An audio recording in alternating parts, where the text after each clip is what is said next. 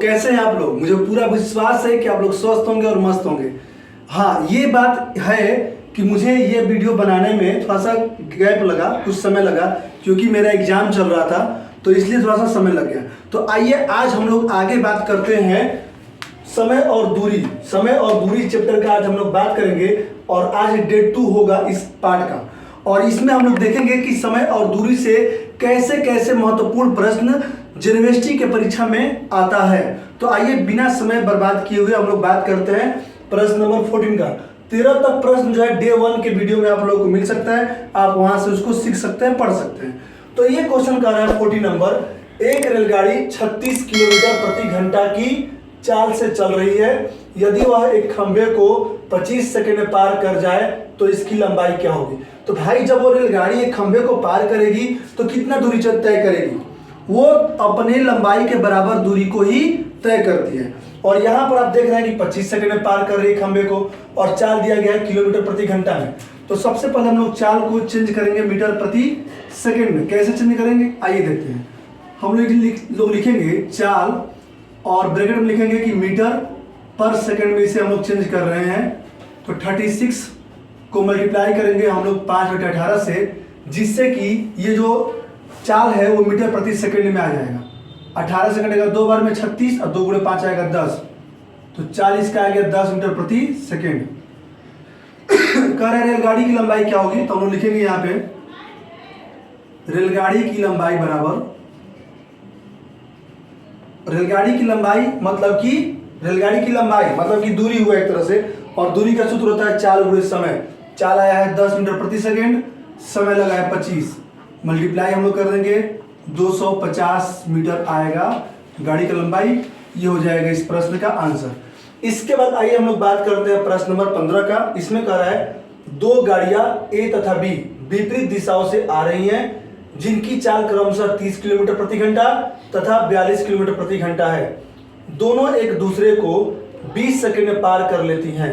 अगर ए का लंबाई, ए का मतलब कि जो गाड़ी ए है उसका लंबाई 200 मीटर है, तो बी का लंबाई ज्ञात कीजिए। तो देखिए जब दोनों गाड़ियां विपरीत दिशाओं से एक दूसरे की तरफ आ रही हैं, तो उसका अपेक्षिक चाल जो होता है वो आपस में एक दूसरे में प्लस होता है, क्योंकि चाल उन दोनों के एक दूसरे की तरफ आने का विपरीत दिशा से आ रही है एक दूसरे की तरफ, तो चाल वहां पर ऑटोमेटिक बढ़ता है।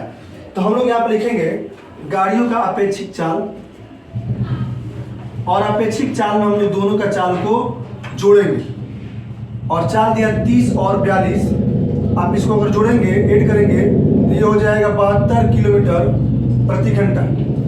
और इस 72 किलोमीटर प्रति घंटा को हम लोग मीटर प्रति सेकंड में बदलने के लिए 5/18 से गुणा करेंगे। 18 से कट जाएगा 72, 4 बार में 4 गुणे 5 आएगा 20, तो ये हो जाएगा 20 मीटर पर सेकंड जो है अपेक्षिक चाल आ जाएगा दोनों रेलगाड़ियों का विपरीत दिशा में आने का। अब एक दूसरे को पार करेंगी तो कितना दूरी चलना पड़ेगा, कितना दूरी तय करना पड़ेगा, ये देखते हैं हम लोग। तो देखिए 20 मीटर पर सेकंड तो आया चाल, और एक दूसरे को पार करने में समय लगा है 20 सेकंड, तो यानी कि एक दूसरे को पार करने में कुल कितना दूरी तय हुआ है? तो हम लोग लिख सकते हैं यहाँ पर कुल दूरी बराबर, और ये कुल दूरी वही दूरी होगा जब दोनों गाड़ियां एक दूसरे को पार करें तो कितना दूरी तय कर रही है, वो कुल दूरी ये होगा। और दूरी का सूत्र होता है चाल गुणे समय। चाल आ गया 20 और समय लग रहा था 20 सेकेंड एक दूसरे को पार करने में, तो इस तरह से 400 मीटर कुल दूरी आ जाएगा। और जब कह रहा है कि गाड़ी ए का लंबाई 200 मीटर, तो बी का लंबाई क्या होगा? तो हम लोग लिख देंगे बी का लंबाई बराबर, और ये 400 जो आया है इसमें से 200 मीटर पहली गाड़ी की लंबाई माइनस कर देंगे, तो बी जो गाड़ी है दूसरी वाली उसका लंबाई आ जाएगा 200 मीटर। ये हो जाएगा इस प्रश्न का आंसर। ठीक है, इसके बाद आइए हम लोग बात करते हैं प्रश्न नंबर 16 का। इसमें कह रहा है कि 180 मीटर लंबी रेलगाड़ी 54 किलोमीटर प्रति घंटे की चाल से किसी खंभे को कितने समय में पार कर लेगी? समय पूछ रहा है कितने समय खंभे को पार कर लेगी। तो खंभे को पार करेगी, तो मैं आपको कई बार बता चुका हूं कि अगर खंभे को पार करेगी तो उस रेलगाड़ी को अपने ही लंबाई के बराबर दूरी तय करना पड़ेगा।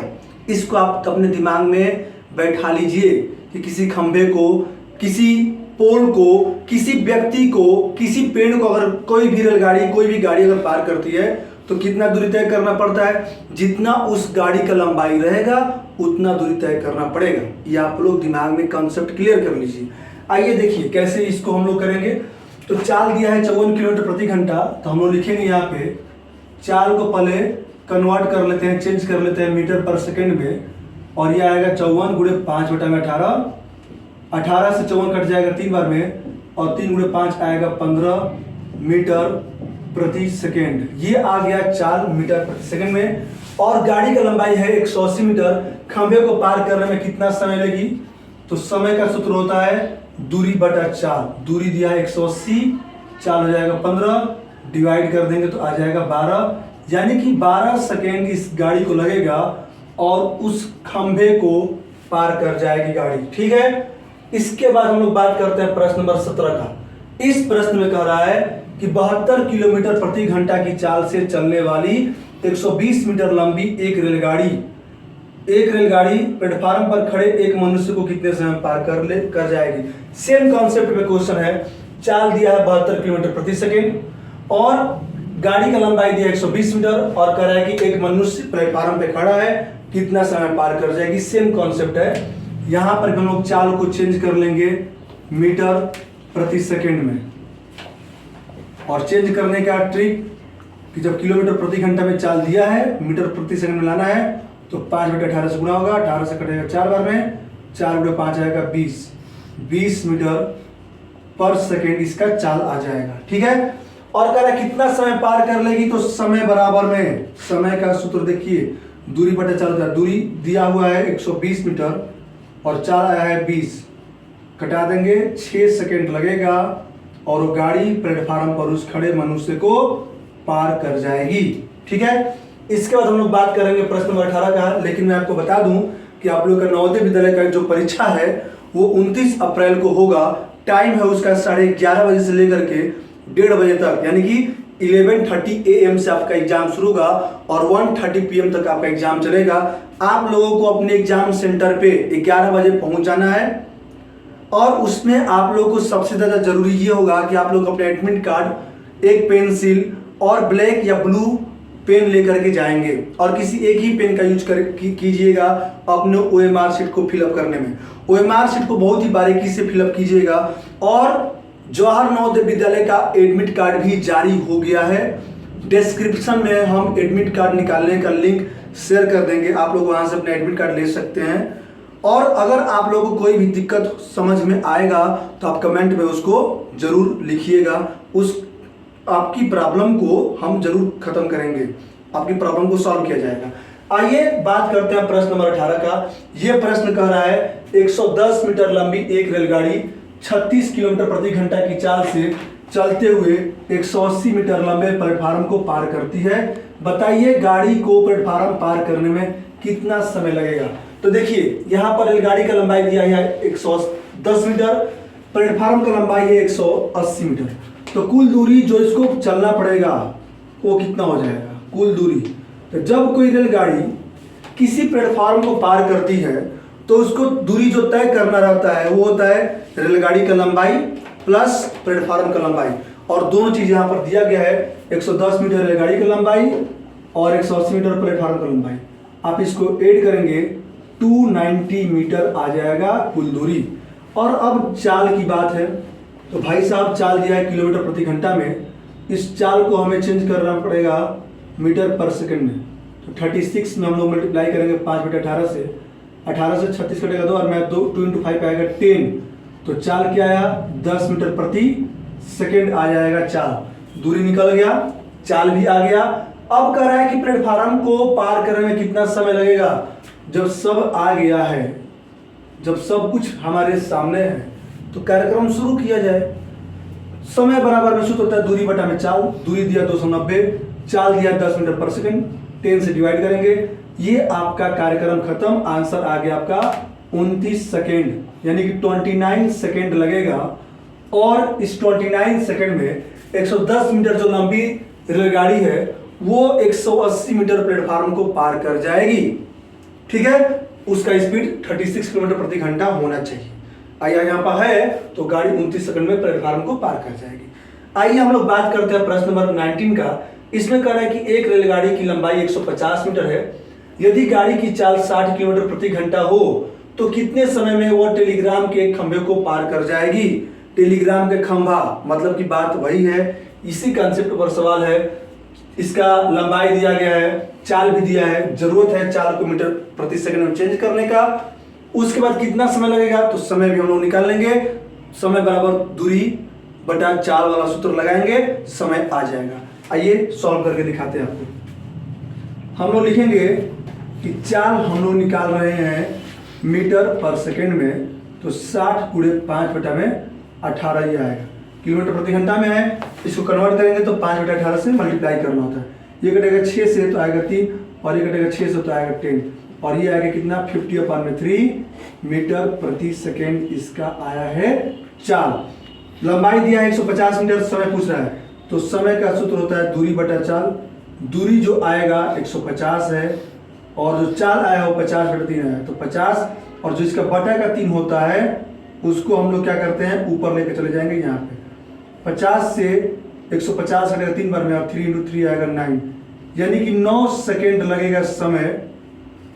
9 सेकेंड में 150 मीटर जो लंबी रेलगाड़ी है वो एक टेलीग्राम के खंभे को पार कर लेगी। ठीक है, आइए हम लोग 19 के बाद बात करते हैं क्वेश्चन नंबर 20 का। हाँ, तो आइए हम लोग बात करते हैं प्रश्न नंबर 20 का। 20 नंबर प्रश्न कह रहा है कि एक रेलगाड़ी की लंबाई 200 मीटर है, यदि गाड़ी की चाल 30 किलोमीटर प्रति घंटा है तो कितने समय में वह टेलीग्राफ के एक खंभे को पार कर जाएगी। तो देखिए, टेलीग्राफ के खंभे को पार करेगी तो गाड़ी अपने ही लंबाई को पार करेगी, और वही उसका दूरी होता है। तो हम लोग लिखेंगे चाल को किलोमीटर प्रति घंटा में दिया है, तो इसको हम लोग मीटर प्रति सेकेंड में पहले चेंज करेंगे। चेंज करने के लिए इसमें हम लोग 5/18 से मल्टीप्लाई करेंगे। ये कटेगा 6 से तो आएगा 3, और ये कटेगा 6 से तो आएगा 5। 5 × 5 आएगा 25/3, इतना मीटर प्रति सेकेंड चाल हो गया। चाल निकल गया, और ये दूरी है 200 मीटर। समय पूछ रहा है, समय का हम लोग सूत्र लगाएंगे और इसका उत्तर आ जाएगा। समय बराबर दूरी बटा चाल। दूरी है 200 मीटर, चाल आएगा 25/3, तो 25 यहाँ पे जो बटा में 3 आएगा वो हो जाएगा मल्टीप्लाई में। 25 से 200 कटेगा 8 बार में, और 8 × 3 आएगा 24, तो 24 सेकेंड जो है इस प्रश्न का आंसर आ जाएगा। ठीक है, इसके बाद हम लोग बात करते हैं प्रश्न नंबर 21 का। इस प्रश्न में कह रहा है दो गाड़ियां ए तथा बी विपरीत दिशाओं से आ रही हैं। अगर दोनों के बीच की दूरी 540 किलोमीटर है तथा चाल क्रमशः 29 किलोमीटर प्रति घंटा तथा 25 किलोमीटर प्रति घंटा है, तो कितने समय बाद वो दोनों एक दूसरे से मिलेंगी। देखिए, ऐसे समझिए, यहाँ पर गाड़ी ए है और यहाँ पर गाड़ी बी है। दोनों के बीच का जो दूरी बता रहा है वो है 540 किलोमीटर। ठीक है, और कह रहा है जो गाड़ी ए है वो बी की तरफ जा रहा है, इसका चाल है 29 किलोमीटर प्रति घंटा, और जो गाड़ी बी है वो जा रहा है ए की तरफ, इसका चाल दिया है 25 किलोमीटर प्रति घंटा। कह रहा कितने समय के बाद दोनों गाड़ियां एक दूसरे से मिलेंगी। तो हम लोग मानेंगे, सपोज करेंगे कि x घंटे के बाद, x घंटा के बाद दोनों गाड़ी आपस में एक दूसरे से मिलेंगे। तो हम लोग यहां पर ये लिखेंगे, माना कि x घंटे बाद दोनों गाड़ियां एक दूसरे से मिलेंगी। ठीक है, ये हम लोग लिख दिए। तो x घंटा बाद अगर मिलेंगी तो उस x घंटे में a कितना दूरी तय करेगा, b कितना दूरी तय करेगा। तो x जो दूरी करेगा वो दूरी, और b जितना दूरी तय करेगा उतना दूरी को हम लोग जोड़ेंगे तो आएगा 540। क्योंकि जब ये गाड़ी कुछ दूरी तय करके जाएगी, आगे बढ़ेगी, और ये b उधर से कुछ दूरी तय करके आएगा, तो ये दोनों मिल गया। तो उसके द्वारा तय किया गया दूरी प्लस b के द्वारा तय किया गया दूरी जब आप जोड़ेंगे तो आएगा 540 किलोमीटर के बराबर, और वहां से बनेगा एक इक्वेशन, और उस इक्वेशन को आप सॉल्व करेंगे तो x का मान निकल जाएगा, यानी कि दोनों गाड़ियां कितने समय बाद मिलेंगी ये आ जाएगा। आइए इसको देखते हैं, सॉल्व करते हैं। हम लोग लिखेंगे प्रश्नानुसार x घंटे में ये चलेगा 29x, और x घंटे में b वाला गाड़ी चलेगा 25x। दोनों को जोड़ेंगे तो आएगा 540। अब यहाँ पर अगर 25 और 29 को जोड़ेंगे तो आएगा 54x बराबर में हो गया 540। 54 से 540 कटेंगे 10 बार में, यानी कि x बराबर क्या है 10। देखिए x बराबर 10 आ गया। x क्या माने थे हम लोग कि x घंटे बाद दोनों गाड़ी एक दूसरे से मिलेगा, यानी कि इसका मतलब ये हुआ कि दोनों गाड़ी एक दूसरे से 10 घंटा बाद मिलेंगी, और ये हो जाएगा इस प्रश्न का आंसर। ठीक है, आइए हम लोग बात करते हैं प्रश्न नंबर 21 के बाद प्रश्न नंबर 22 का। इस प्रश्न में कह रहा है एक रेलगाड़ी 6 घंटे में 300 किलोमीटर चलती है, पटना से हावड़ा पहुंचने में कितना समय लगेगा यदि पटना और हावड़ा के बीच की दूरी 530 किलोमीटर है। यानी कि कोई रेलगाड़ी है वो 6 घंटे में 300 किलोमीटर चलती है, तो वही गाड़ी अगर पटना से चलेगी और उसको हावड़ा पहुंचना है जिसके बीच का दूरी 530 किलोमीटर है, तो कितना समय लेगी। तो हमारे पास एक हिंट है ये 300 किलोमीटर और 6 घंटा से, यहाँ से हम लोग चाल निकाल लेंगे और उस चाल से जब हम लोग इस दूरी में भागा देंगे तो समय निकल जाएगा कितना समय उसको लगेगा पटना से हावड़ा जाने में। तो आइए सबसे पहले हम लोग चाल निकालते हैं। चाल बराबर दूरी बटा समय, यानी कि 300 बटा में 6 आएगा और ये कट के आएगा 50, यानी कि 50 किलोमीटर प्रति घंटा उस रेलगाड़ी का चाल है। तो पटना से हावड़ा जाने में कितना समय लगेगा, तो उस समय बराबर दूरी बटा में चाल, दूरी आएगा 530 और चाल आएगा ये 50, 0 से 0 कैंसिल, 5 से भाग करेंगे तो पहले तो जाएगा 10 बार, क्योंकि 5 गुणे 10 होता है 50। इसके बाद दशमलव जाएगा क्योंकि यहाँ पर 3 मिलेगा हमें, तो दशमलव के बाद 3 पे 0 जाएगा 30, तो 5 छके 30, यानी कि 10.6 घंटा हो जाएगा। या हम लोग इसको ऐसे भी कर सकते हैं 10 घंटा ये हो गया, और जो पॉइंट में दिख रहा है 6 घंटा, इसको अगर हम लोग चेंज कर ले मिनट में तो उस वैसे भी आंसर आ जाएगा। तो आइए हम लोग इसको चेंज करते हैं। 0.6 घंटे को अगर आप मिनट में चेंज करना चाहेंगे तो इसमें 60 से मल्टीप्लाई करना होगा और ये आएगा 36, यानी कि 10 घंटा 36 मिनट का समय लग जाएगा उस रेलगाड़ी को पटना से हावड़ा जाने में। ठीक, आइए हम लोग इसके बाद बात करते हैं प्रश्न नंबर 23 का। इस प्रश्न में कह रहा है कि एक कार चालक किसी स्थान से 30 किलोमीटर प्रति घंटा की चाल से दूसरे स्थान तक जाता है, तुरंत वहां से 20 किलोमीटर प्रति घंटा की चाल से आरंभिक स्थान पे लौट आता है। यानी कि यहां से वहां तक गया, जाने का चाल है 30 किलोमीटर प्रति घंटा, और उस स्थान पर जाकर के फिर आता है, आने का चाल कह रहा है 20 किलोमीटर प्रति घंटा। फिर कह रहा है क्या, यदि दोनों स्थानों के बीच की दूरी 60 किलोमीटर हो तो कार की औसत चाल ज्ञात कीजिए। औसत चाल क्या है, औसत चाल का सूत्र होता है कुल दूरी बटा में कुल समय।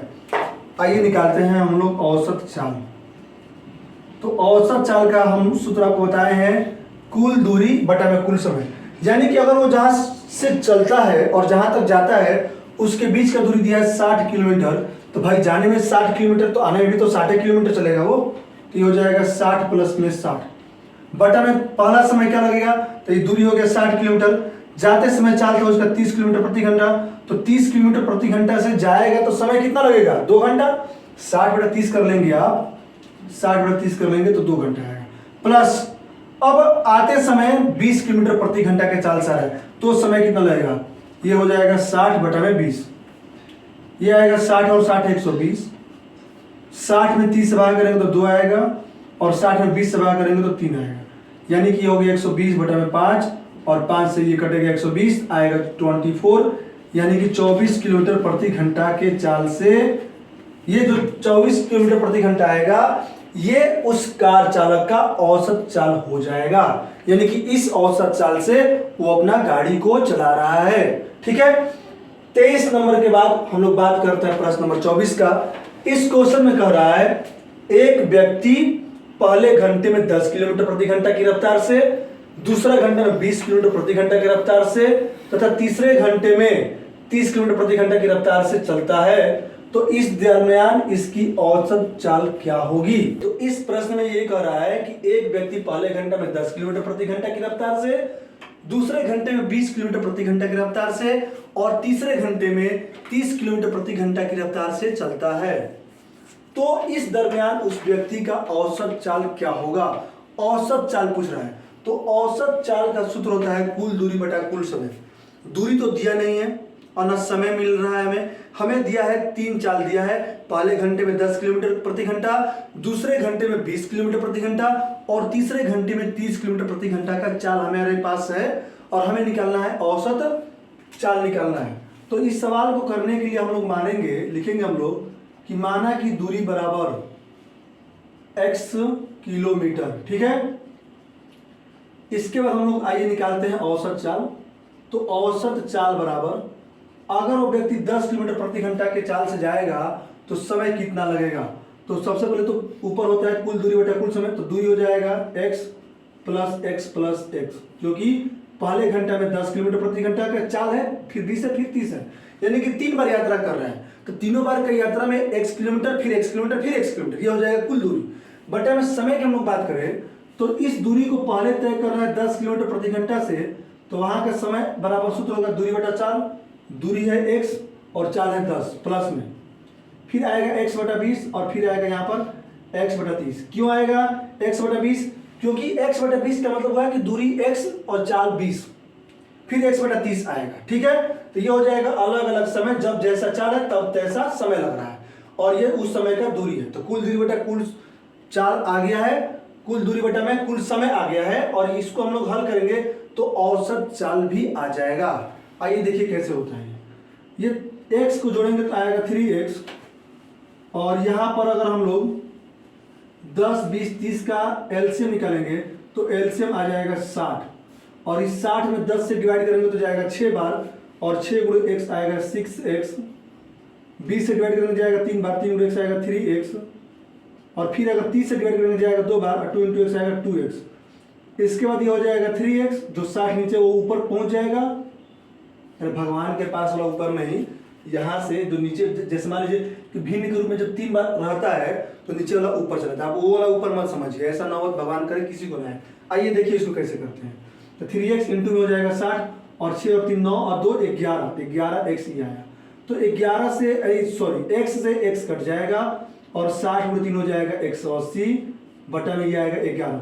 तो औसत चाल यहाँ पे आया 180 बटा 11 किलोमीटर प्रति घंटा। ये हो जाएगा इस क्वेश्चन का आंसर। इसके बाद आखिरी लास्ट क्वेश्चन है 25 नंबर और उसके बाद हम लोग समय और दूरी का चैप्टर को खत्म करके एक नया चैप्टर आपके सामने हम लाएंगे।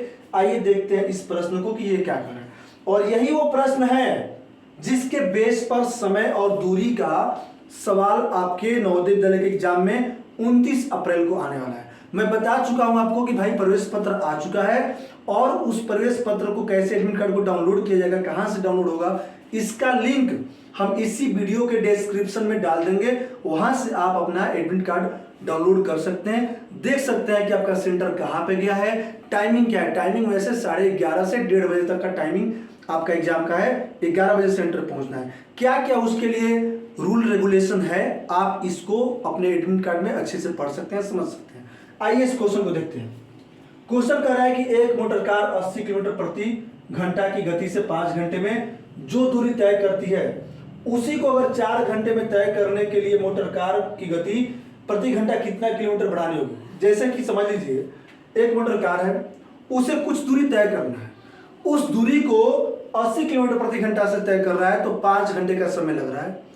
अगर उस कार को या उस व्यक्ति को वो 5 घंटे की दूरी या वो दूरी 4 घंटे में ही तय करना हो तो अपना स्पीड कितना बढ़ाना पड़ेगा, अपना चाल को कितना बढ़ाएगा, ये पूछ रहा है। तो पहले तो हम लोग यहाँ पर निकालेंगे दूरी बराबर, और दूरी का सूत्र होता है 4 गुणे समय, 4 हो गया 80, समय आ गया 5, तो 80 गुणे 5 करेंगे तो ये आ जाएगा 400 किलोमीटर दूरी निकल गया।